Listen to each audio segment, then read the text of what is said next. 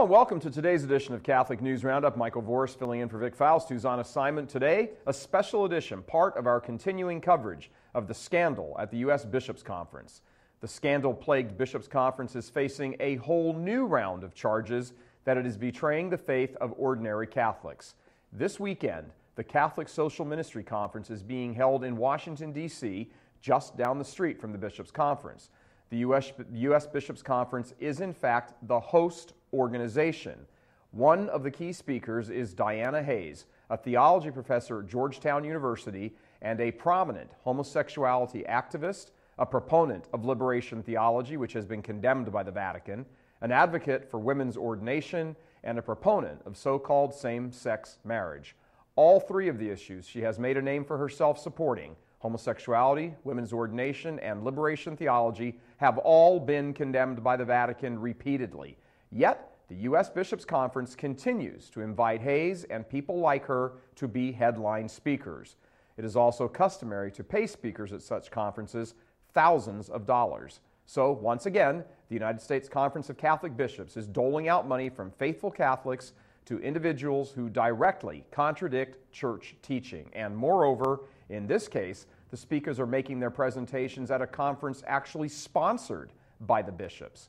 Now, RealCatholicTV.com is following events at this conference very closely this weekend, and as are a number of other media organizations, we will keep you posted as soon as we become aware of information. Stay tuned for more in the coming days as more and more information comes to the surface.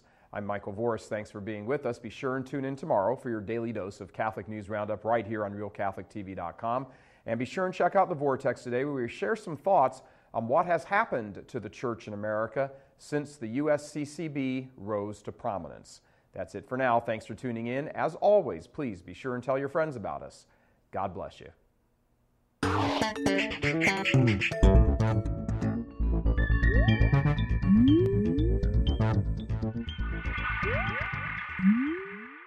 Hello, everyone, and welcome to the Vortex, where lies and falsehoods are trapped and exposed. I'm Michael Voris. The United States Conference of Catholic Bishops just doesn't get it. They just don't get it. As the scandal at their headquarters continues to widen, they're now engaging in what the military calls a diversion. They're pretending that one of their men is being personally attacked, so they're coming to his defense in an attempt to divert attention away from the real story. This is despicable.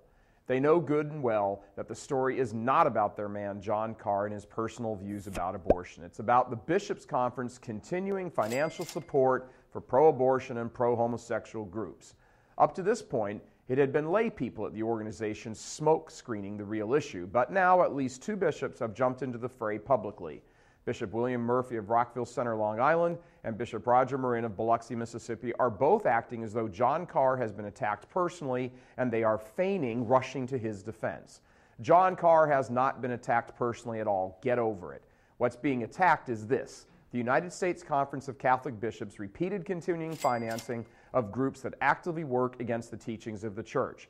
That's what's at question, not John Carr. It's called the United States Conference of Catholic Bishops, not the United States Conference of John Carr. John Carr is only important insofar as he was a leader of one of these anti-Catholic groups. The bigger question is this: why won't the Bishops' Conference respond to these never-ending charges instead of pretending the story's about John Carr? It's all about you, bishops, not John Carr. So stop pretending the real story is something it's not. Here's the real story. The Bishops' Conference gives millions and millions of dollars to dozens of groups that promote the culture of death. Most of these groups are Saul Alinsky-style community organizing outfits that push a decidedly socialist agenda and contribute to the election of liberal Democrats who are big-time cheerleaders for the culture of death. The Bishops' Conference has membership in various organizations that support the culture of death. The Bishops' Conference sponsors events where the main speakers are promoters of the culture of death. The Bishops' Conference hires lay people who are backers of the culture of death. The Bishops' Conference consults with promoters of the culture of death. Getting the picture? The story is about the Bishops' Conference continual hirings of associations with financial backing for and promotion of individuals or groups that advance the culture of death. That's the story. This has been going on for years. There is a climate at the Bishops' Conference inside the headquarters of arrogance and smugness, and that news is from people who work inside the conference or used to work for the conference. It's a pattern that we've seen before.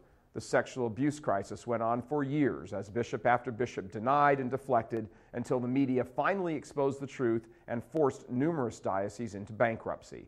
The Bishops' Conference has sat atop perhaps the greatest meltdown of the faith this side of the Protestant Reformation.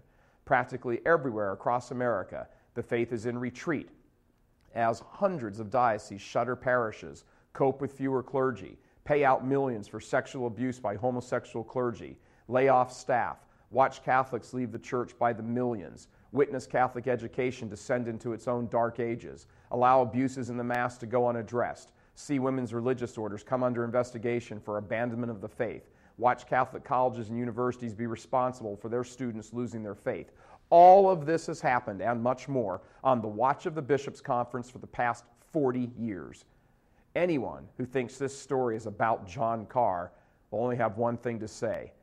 John who? I'm Michael Voris. Please help us keep delivering these kinds of messages that so desperately need to be heard and acted on. Join RealCatholicTV.com today as a premium subscriber. Become immersed in the faith established by Jesus Christ. The Catholic Church is the only hope against evil because that is its God-given mission. As our Lord said, apart from me, you can do nothing. Join RealCatholicTV.com today as a premium subscriber and come to learn and love Christ more deeply.